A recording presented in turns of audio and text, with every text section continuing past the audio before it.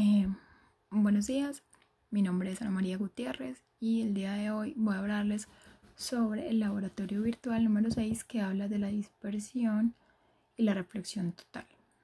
El docente es el profesor Carlos Díaz en mayo del 2021. Bueno, antes de iniciar el laboratorio vamos a hacer unos conceptos básicos. Entonces vamos a ver el concepto de dispersión, que es un fenómeno de separación de ondas de distinta frecuencia al atravesar un material. Como podemos ver en la figura, tenemos como ejemplo el prisma óptico, el cual por medio de unas de luz pasa por medio de un prisma y este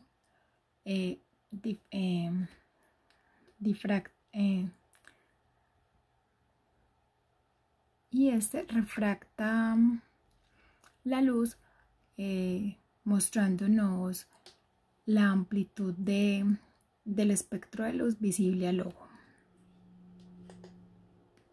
Ahora tenemos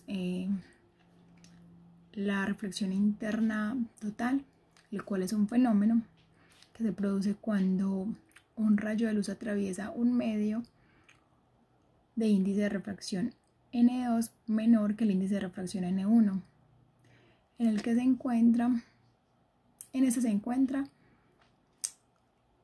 se refracta de tal forma que no es capaz de atravesar la superficie entre ambos medios, reflejándose completamente. Como podemos ver en la figura, tenemos que en la parte de la figura del costado izquierdo de la pantalla tenemos la fuente de luz y diferentes ángulos de incidencia hasta alcanzar el ángulo crítico. Bueno, ahora vamos a empezar con el laboratorio.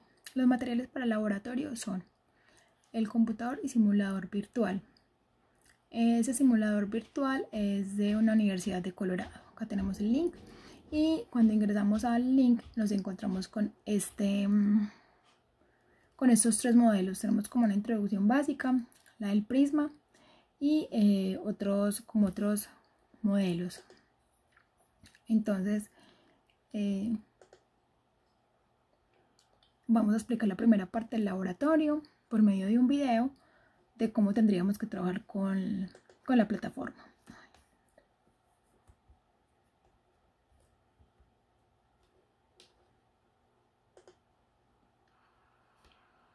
Bueno, entonces la primera parte del laboratorio vamos a tener en cuenta que entramos a este simulador virtual en el cual vamos a condicionar nuestro experimento, donde tenemos que el índice de refracción del medio 1 va a ser menor que el índice de refracción del medio 2, ¿cierto? Para este caso sería el del aire, sería el color blanco, y para el vidrio sería el color morado. Entonces, ¿en qué consiste la actividad? Consiste en mover el rayo, variar el ángulo de incidencia a diferentes grados de 0 a 90 e identificar qué pasa cuando yo varío la longitud de onda desde los violetas hasta los rojos, e identificar y concluir qué pasa cuando el ángulo de incidencia es muy grande o cuando el ángulo de incidencia es muy pequeño. Esa es la primera parte.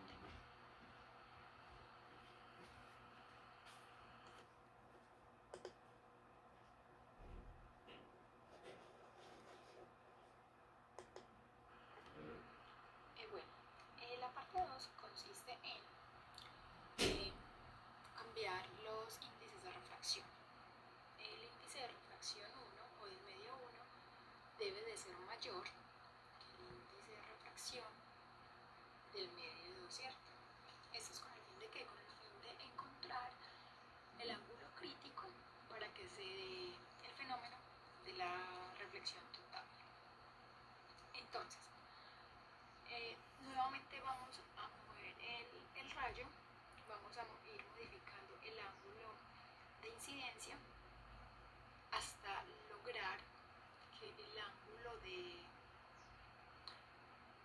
refracción sea de 90 grados con el fin de que se dé la reflexión total.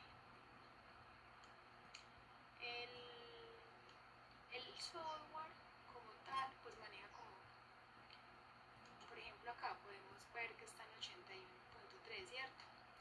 Cercano digamos que relativamente a 90 grados. Y vemos que a medida que yo cambio la longitud de onda, este ángulo cambia significativamente, siendo la gama de violetas grande, o sea muy cercano a los 90, y en la gama de los rojos más alejado de los 90 grados. Al igual que este simulador virtual, también se trabajó con el simulador virtual, el cual nos permite de cierta manera un poco más cómoda identificar cuándo se da esa reflexión total. ¿Por qué? Porque me permite mover los ángulos, ¿cierto? Y darme cuenta. Entonces, por ejemplo, empiezo con un ángulo de incidencia de 24, 30, ¿cierto? Entonces aquí vemos que el ángulo de refracción en este caso está de 78. A medida que voy aumentando el ángulo de incidencia, me acerco a los 90 grados. Miren que cuando estoy en 41.7, el ángulo ya se está acercando a los 90 grados, ¿cierto? Y justo cuando tengo los 90 grados,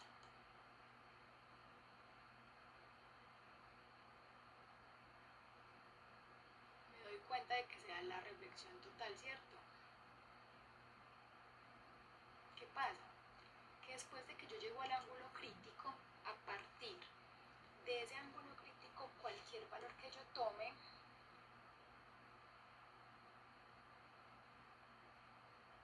por ejemplo acá, ¿cierto? 42.1. Entonces, si mi ángulo de incidencia es mayor de 42.1, voy a seguir teniendo el fenómeno de reflexión total, es decir, que para el ángulo de incidencia mayor o igual que el ángulo crítico, pues me va a seguir dando el fenómeno de reflexión total, por lo que podemos ver en la teoría de la ley de Snell que el ángulo crítico será igual entonces al seno inverso de los cocientes de los índices de refracción.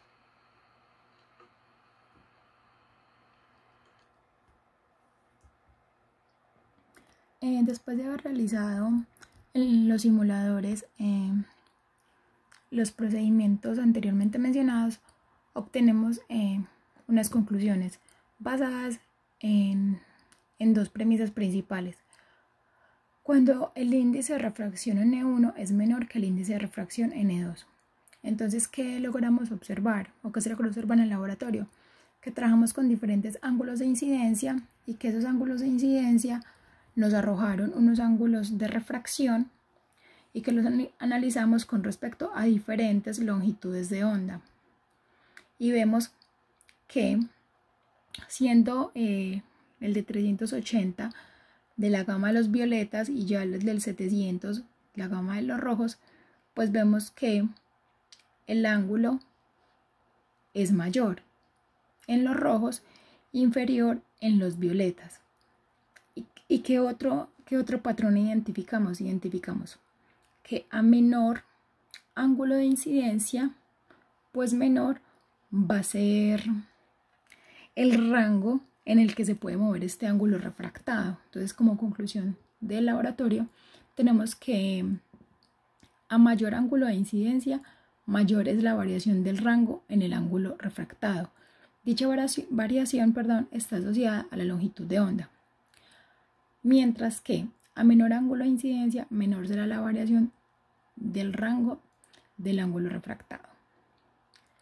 En la condición contraria, o sea, la segunda premisa, cuando N2 es mayor que N1, entonces tenemos que para los ángulos de incidencia mayores que el ángulo crítico, se sigue presentando la reflexión total interna. Que el fenómeno de refracción total interna solo se da cuando el índice de refracción del medio 1 es mayor que el índice de refracción del medio 2.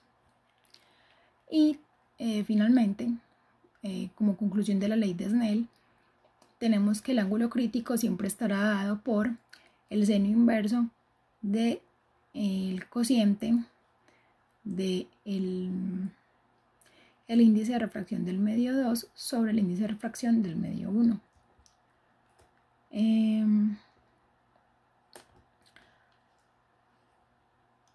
Como podemos ver en la imagen, digamos que esta es una imagen de cuando no hemos llegado todavía al ángulo crítico, mientras que en esta ya llegamos al ángulo crítico, ¿cierto? Entonces cuando llegamos al ángulo crítico nos damos cuenta que el ángulo de refracción es de 90 grados y recordemos que el seno de 90 es equivalente a 1, por eso se da este cociente como conclusión final. La bibliografía, la propuesta por el docente Carlos y la propuesta por el laboratorio, que serían las plataformas virtuales y pues de los simuladores virtuales. Muchas gracias.